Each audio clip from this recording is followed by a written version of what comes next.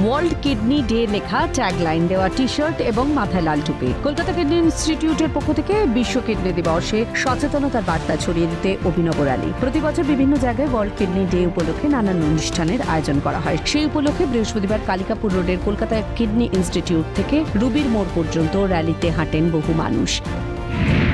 কিডনির অসুখ খুবই ব্যয় সাপেক্ষ, তাই আগে থেকে সচেতনতা প্রয়োজন।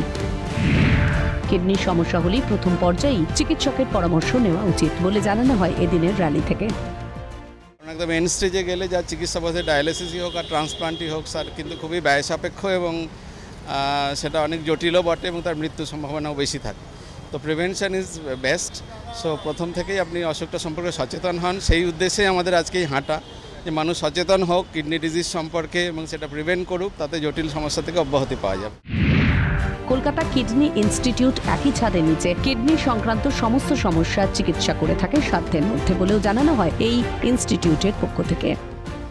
চিন্তা করেই আমরা এটা চালু করেছিলাম যে একটা ছাদের নিচে সমস্ত রকম কিডনির পরিষেবা দেয়া এবং সেটা অত্যন্ত অ্যাফোর্ডেবল রেটে, যেটা সমস্ত মানুষ সেটা পেতে পারেন।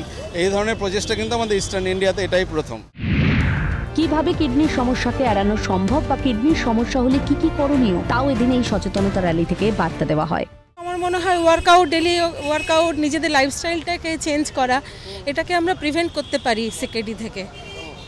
তো সবাইকে এটাই বলবো, এখন নিউ জেনারেশনদের আরও বেশি ওয়াকিবহল হতে হবে এই ডিজিজটার ব্যাপারে, যাতে এটাকে আমরা আটকাতে পারি, হওয়ার আগেই যাতে এটাকে কন্ট্রোল করে নিতে পারি। বার্তাটা সবার কাছে পৌঁছে দেওয়া, যে আর্লি ডিটেকশন এবং ট্রিটমেন্ট এবং সবার কাছে যাতে এই পরিষেবাটা পৌঁছায়, আজকে সেই বার্তায় আমরা আজকে মিছিলটা সুস্থ থাকুন, ভালো থাকুন, আর কিডনির যে সাধারণ সিমটমগুলো সেগুলোকে নেগলেক্ট করবেন না, সচেতন থাকুন। স্বাস্থ্য সচেতনতা হচ্ছে এবং প্রিভেনশন হচ্ছে রোগটাকে আটকানোর সবথেকে প্রাথমিক উপায়।